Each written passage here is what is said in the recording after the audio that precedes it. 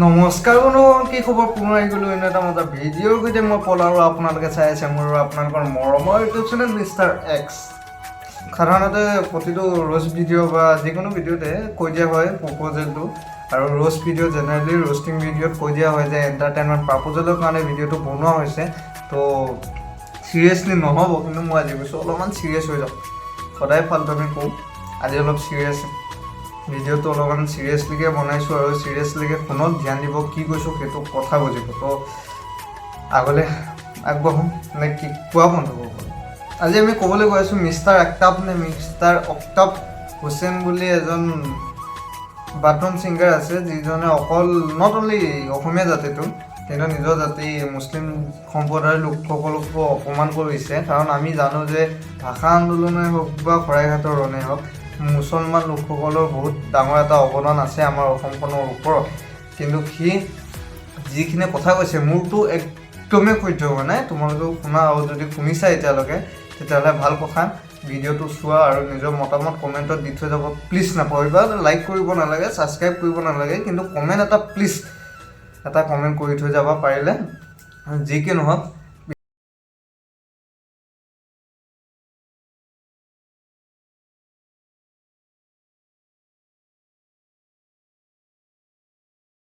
মই কথা এটা কওঁ।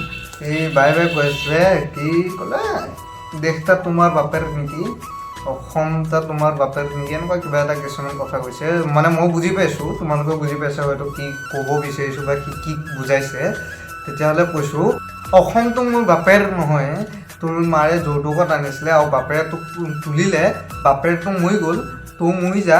বাপেৰৰ লগতে চিতাতে জুইত জাপ দি দিব লাগিছিলে। অসম তোমাৰ বাপেৰ নেকি, মাৰে যৌতুকত লৈ আহিছিলে পাকিস্তানৰ পৰা। অসমৰ অসমীয়াই হওক বা অসমৰ আমাৰ মিয়াসকলে কেতিয়াও এইবোৰ কথা ক'বই নোৱাৰে, কাৰণ তিনিটা জানে। আৰু মানুহে এনেই নকয় ন, যিকোনো কাম কৰাৰ আগতে অলপমান শিক্ষাটো প্ৰয়োজন।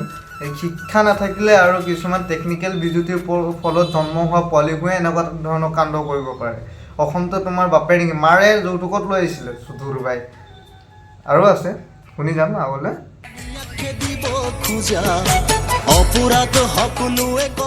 আমাৰ অসমীয়া জাতিৰ, আমাৰ অসমৰ আৰু মানুহৰ বেলেগ কামেই নাই, আৰু খিলঞ্জীয়াসকলৰ একো কাম নাই। কিবা এটা ধৰিলে খালি মিয়া পাগল বুলি ভাবে নেকি ৰে? নহয় মানে একদম মগজুত কি থাকে। কোনোবা দিনা মই এনেকৈ যে খুলি যে চাবলৈ মন আছে, দুফাল কৰি পেলাই চাবলৈ মন আছে যে মগজুত এইবোৰ আইডিয়া সোমোৱাই কোনে। চৰি, কিছুমান যদি শ্লেং ৱৰ্ড নক'বলগীয়া কৈ দিছোঁ তেতিয়াহ'লে বেয়া নাপাব। মানে কিছুমান খং উঠি গ'লে ওলাই যায়, মানে মাথা গৰম যেতিয়া হৈ যায়। আৰু বহুত কিছুমান কথা ক'বলৈ মন আছে, কিন্তু নকওঁ বুলি কোৱা নাই, কাৰণ এতিয়া জাতিগত কথা হৈ গৈছে। কেইটাই চাগে কি ভাবি আছে, কিন্তু মই কাকো বেয়া নাপাওঁ, সকলোকে নিজৰ বুলিয়ে ভাবোঁ। সকলো আমাৰ নিজৰ বাই ভনী। কিন্তু এনেকুৱা কিছুমান কথা শুনিলে মাথাই কাম নকৰা হৈ যায়গৈ, আৰু তেতিয়াতে এই মাদাৰ চুট বেন চুট শব্দ কিছুমান যে ওলাই যায়গৈ। মিয়া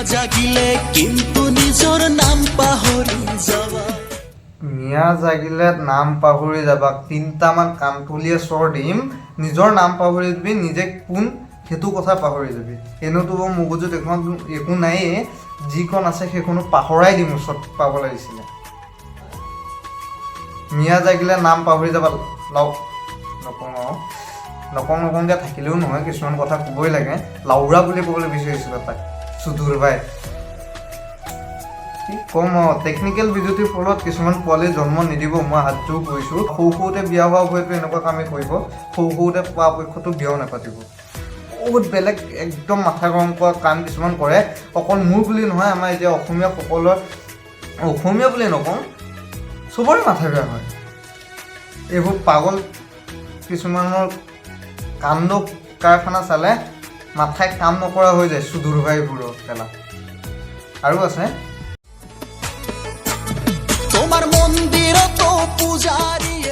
এইটো কি ক'লে শুনিলে না, মন্দিৰতো পূজাৰীয়ে ধৰ্ষণ কৰি থাকে। মই এতিয়া কৈছোঁ শুনা, হিন্দু মুছলিম বড়ো গাৰো যিয়ে নহওক, সম্প্ৰদায়িক লৈ পেলাই কোনো ৰেপিষ্ট নাথাকে। ধৰ্ষণ কৰাত যিটো কথা ক'লে, ধৰ্ষণকাৰী জন্ম নহয় তেনেকৈ। কোনো সম্প্ৰদায়িক ধৰ্ষণকাৰীৰ কোনো একো নাই। ধৰ্ষণকাৰী এটা ঠেক মেণ্টেলিটিৰ মানুহে কৰে, আৰু সেইটোৰ লগত কোনো হিন্দু মুছলিম বুলি জাৰ্জ কৰিব নালাগে। জ্ঞান নাইকিয়া অধৰ্ম কিছুমান পাগল চুদাই এইবোৰ কথা কয় আৰু আমাৰ নিচিনাবোৰৰ মাথা গৰম কৰি দিয়ে আৰু আমি এইবোৰ চাই থাকি পেলাই চুপচাপ যদি থাকোঁ ভাল। আৰু যদি দুটামান চিঞৰিকৈ গালি দিবলৈ যাওঁ কমেণ্ট বক্সত চাগে 10টামান এতিয়া কমেণ্ট লিখিলেই। কমেণ্ট লিখি থকাকেইটাকো কৈছোঁ যা তোৰ নিচিনা গান বনা তোৰটো খুব ফালি। আৰু মই যিমান দূৰলৈকে গম পাইছোঁ ইয়াক ইতিমধ্যে লৈ গৈছে আমাৰ মামাসকলে বুজাই বুজিছে লৈ গৈছে বোলে, শুনিছোঁ মই নিউজো এটা পাইছিলোঁ তেনেকুৱাই। বাৰু লৈ গৈছে, দুদিন পিছত ওলাই আহিব কুকুৰ নেচ বেকা মই জানো আকৌ আহিব। আৰু যদি মোৰ ভিডিঅ'টো বৰ্তমান সময়ত চাই আছে বা তাক চিনি পোৱা মানুহ কোনোবাই চাই আছে তাক টেগ কৰা, তাক দিয়া আৰু ৰিপ্লাই দিব দিয়া, তাক মই ৰিপ্লাই দিব দিয়া, নহ'লে মোক ইনষ্টাগ্ৰামত এটা SMS কৰিব দিয়া, মই তাৰ লগত ডাইৰেক্ট কথা পাতিব মন আছে। আৰু যদি অকাত আছে ফেচ টু ফেচ এবাৰ লগ কৰিব দিয়া। বহুত কথা হৈছে আৰু কৈছে কিছুমান কথা, গোটেইখিনি কথা কোৱাটো সম্ভৱ নহয়, দেখুৱাবলৈও মই এতিয়া তেনেকুৱা সম্ভৱ হোৱা নাই আৰু বহুত দিন হৈ গ'ল ভিডিঅ' চিডিঅ' বনোৱা নাই, সেই জ'চটো পোৱা নাই। আহি আছে নতুন ভিডিঅ', ভাল ভিডিঅ' আহি আছে, ফানি ভিডিঅ' আহি আছে। তেতিয়ালৈকে লাইক কৰা, কমেণ্ট কৰা, ছাবস্ক্ৰাইব কৰা। পুনৰ লগ পাম বুলি আশা থাকিলে, ৰিপ্লাই যদি দিয়েতো ভাল কথা, ৰিপ্লাই এটা পোৱা আশাও থাকিলে। তো পুনৰ লগ পাম অন্য এটা মজা ভিডিঅ'ৰ সৈতে, তেতিয়ালৈকে বাই বাই, টাটা, জয় অসম, জয় হিন্দ।